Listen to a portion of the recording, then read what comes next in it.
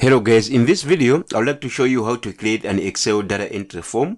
Assuming you have got a large data set and your table has got wide headings, so it will be handy if you have got a data entry form because that is going to be easier. That way you're going to avoid horizontal scrolling when you're entering your data. So for us to create a data entry form, first we have to turn our table into an official Excel table. So for us to do that, just make sure that you are anywhere inside our table and then just click Ctrl T. So as you can see, Excel is asking us if our table has got headers. So I'm just going to click OK because our table has got headers.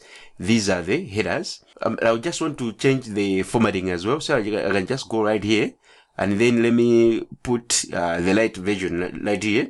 Our table is still an official Excel table. So the other thing is we need to input the Excel data entry form feature. Okay, we need to go right here on the quick access toolbar, and then we're going to go on the more commands. So actually we need, this is not a popular command, but it's a command which is not in the ribbon. So I just go and scroll right here so that we find our form. So here is the form feature. So you can just double click on it, or you can just click right here and add it to the the custom quick access toolbar. So then you're going to click OK right here. So as you can see, the Excel form feature, it is now being displayed. Okay, so if I just click right here, you see that the form has popped up. So this is it, and it has brought information which has already been entered.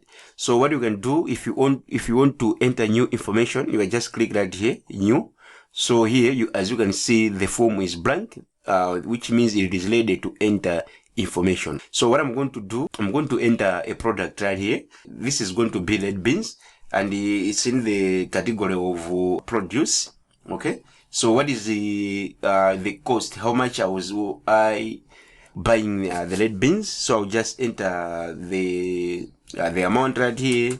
So it will just be 650, and the quantity I ordered about 1,000 kilograms, and I was buying at 650 kwacha.